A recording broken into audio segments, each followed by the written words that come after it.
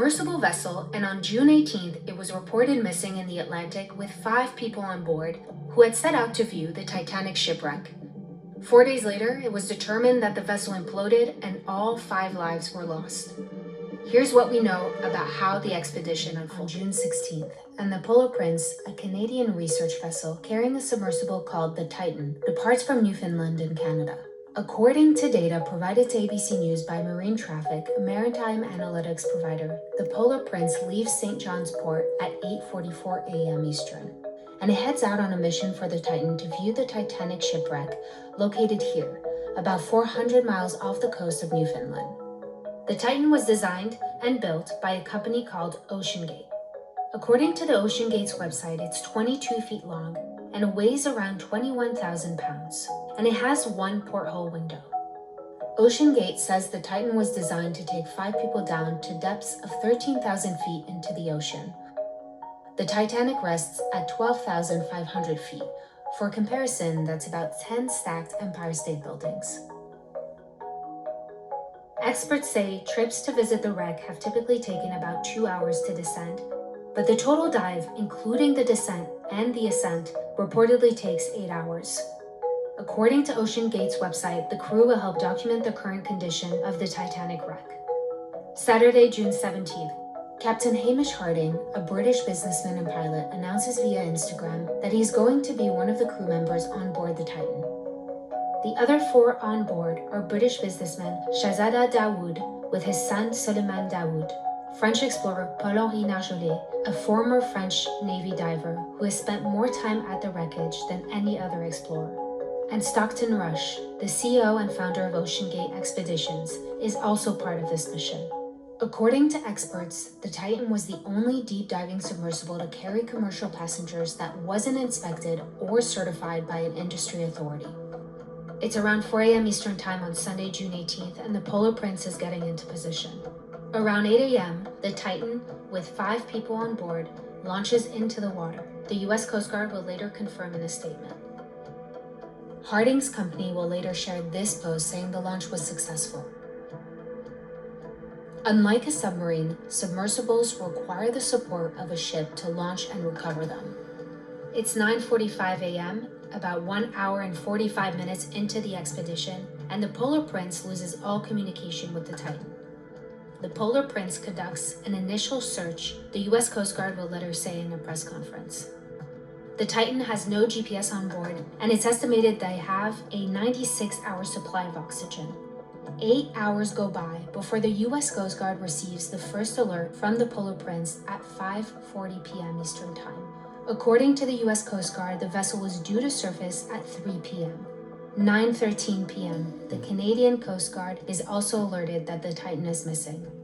Monday, June 19th, the Polar Prince, Canadian Coast Guard, and U.S. Coast Guard have been conducting surface searches as they wait for more resources to arrive. The U.S. Coast Guard says this about the ongoing mission. We need to make sure that we're looking both on the surface, but we're also having to search in the water column. And we're doing that right now with the use of sonar buoys and sonar on the ship that's out there. It's Tuesday, June 20th. Multiple aircrafts have been busy overnight flying over an area roughly the size of Connecticut, the Coast Guard will later share. It's 7 a.m., and the research vessel Deep Energy arrives on scene. They begin using remotely operated vehicles to search underwater. Later that day, the U.S. Coast Guard says they are working with the U.S. Navy, Canadian Coast Guard, and OceanGate to search for the missing Titan. The U.S. Coast Guard tells Good Morning America this about the ongoing efforts. This is a complex case, and the Coast Guard doesn't have all the resources to be able to effect this kind of rescue, although this is an area that's within our search zone. And rescue operation that captivated the world. They've got a lot of people heading over there and helping, but the field in which they're looking is massive. But these voyagers in the deep were taking a terrible risk. Anyone in the exploration business of the deep sea expected this to happen and knew this was going to happen at some point along the way. The promise of adventure at this fabled site would end in disaster. My worst fears as of Monday have now been realized. 2 friends of mine are gone. Ocean Gate. Their revolutionary structure, called Titan, would make the ocean depths accessible to all. The hull, made from carbon fiber with titanium ends, and it boasted the largest viewport on the market. The founder was a maverick engineer called Stockton Rush. I'd like to be remembered as an innovator. I think it was General MacArthur said, "You're remembered for the rules you break." And, I've broken some rules to make this. I think I've broken them with logic and good engineering behind me. The carbon fiber and titanium, there's a rule you don't do that. Well, I did. But a trip on Titan came at a price around $250,000 per ticket. And joining Mr. Rush on this trip to the Titanic were the following self-described mission specialists. Briton, Hamish Harding, he'd made a fortune as an aviation broker in Dubai. Paul-Henri Nagelet, a French adventurer who helped to run a company that exhibited items recovered from the site of the Titanic. And they were joined by a father and son, businessman Shahzada Dayoud and his 19-year-old son Suleiman, both British citizens. Shahzada's sister said the trip was really important to her brother. It was a Father's Day thing. It was a bonding experience. And, he wanted the adventure of a lifetime, just like his father did, because his father wanted it. And that was Sully all the way. He would do anything for anyone. We've traced something Hamish Harding wrote about on Instagram. The worst weather in Newfoundland in 40 years, he said, but a weather window has just opened up and we're going to attempt a dive tomorrow. They plan to make their descent at 4 a.m. on Sunday, but the start time was delayed. They began the dive at 8. These pictures, taken from the Polar Prince, are the last images we have of the vessel. 1 hour and 45 minutes later, Polar Prince lost contact with the vessel.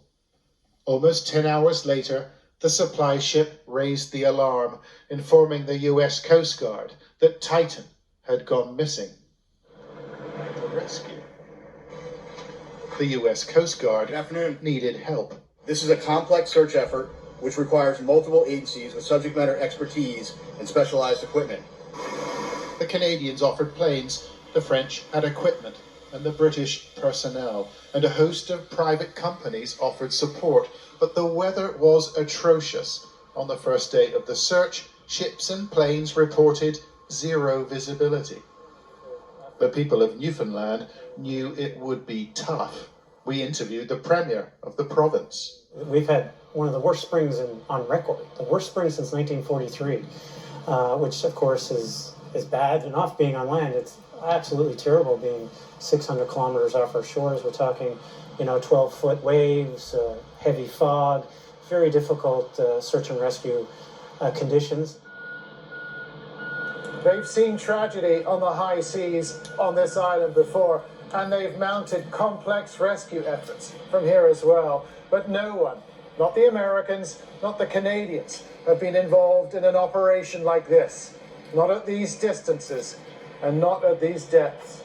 Raising concerns about safety and communication failures on board. The company sent 28 people to the wreck of the Titanic last year. Industry insiders said they'd long raised concerns about the submersible's design. Anyone in the exploration business of the deep sea expected this to happen, and we knew all the difficulties there would be about how do you recover from that. If the sub is stuck on on a shipwreck, if they lose batteries, if they're caught on the bottom some other way.